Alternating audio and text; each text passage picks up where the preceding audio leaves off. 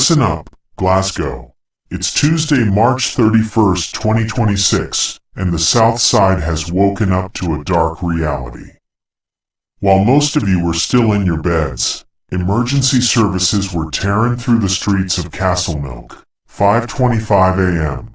That was the exact moment the call went in. A man had fallen from a flat in Dougrie Place. Imagine that silence at dawn shattered by sirens. By the time the medics got there, it was over. He was pronounced dead right there on the pavement. We're looking at a family's life changed forever before the sun was even up.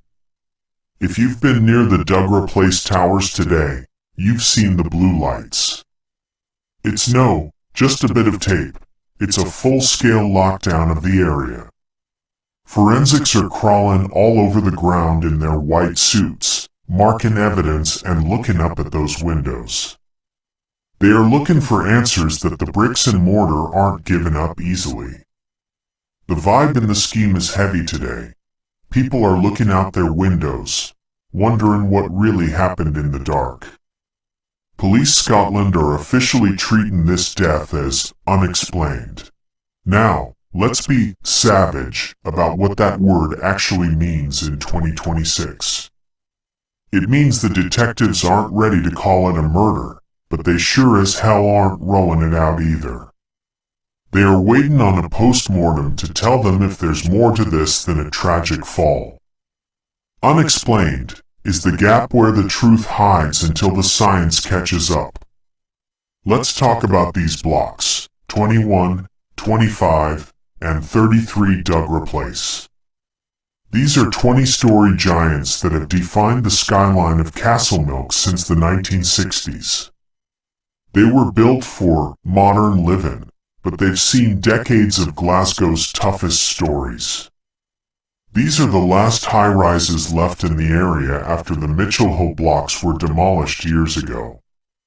These walls have seen generations of struggle and success, but today, they've got another dark chapter to add. One big question the police aren't answering yet is, which floor? Was it a high-up flat or somewhere in the middle? The height of the fall tells a story of its own. We're waiting for word on which window is currently being dusted for prints. If you're in one of those blocks and you saw the forensics team on your landing this morning, you know exactly where the focus of this investigation is.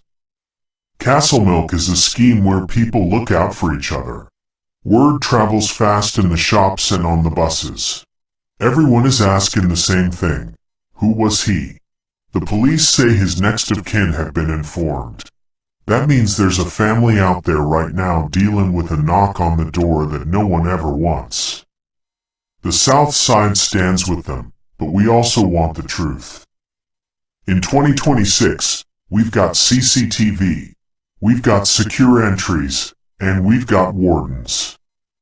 So how does a man fall from a tower block at 5:25 a.m. without anyone seeing the lead up? We need to know if the security systems in Dougrie Place were actually working. Were the cameras in the lifts active? Was the secure entry actually locked? The council and the housing association have some serious questions to answer tonight. This isn't the first time Dougrie Place has been a crime scene. We've seen violence here before. Back in 2022, the body of 46-year-old Paul Berry was found in a property right here in Dougrie Place, leading to a murder investigation. It's a place that's seen its share of shadows. Is this latest death a tragic accident, or is it part of a deeper problem within the high-rises? Look at the timing again. 5:25 a.m. Most folk are either deep asleep or just getting ready for an early shift.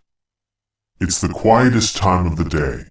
If there was a disturbance, a shout, a struggle, a door slamming, someone would have heard it. I'm hearing whispers from the scheme that there might have been a row heard in the building earlier in the night.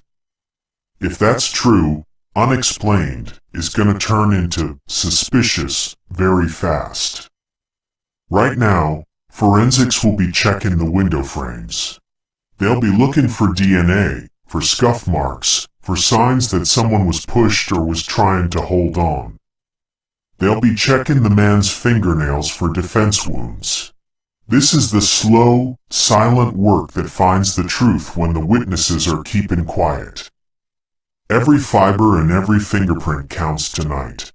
This tragedy highlights a bigger issue for our city. Our high-rises are either falling apart or becoming hotspots for these kinds of unexplained deaths.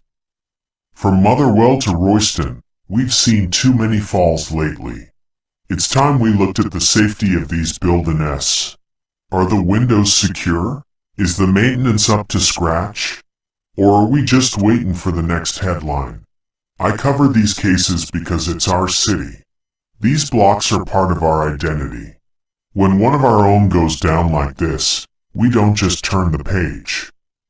We keep the pressure on Police Scotland to find the answers. We don't want this man to become just another statistic in an unexplained file. We want justice for the family. Looking at these stories makes me realize how fragile everything is. That's why I'm so obsessed with building my fortress.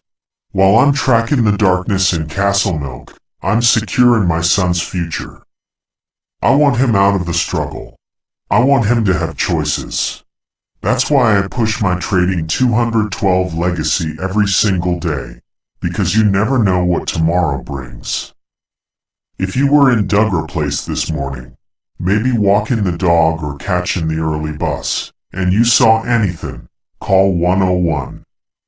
Don't think your detail is too small. A car speeding off, a person running, or a shout from a window. Your information could be the key that solves this for the family.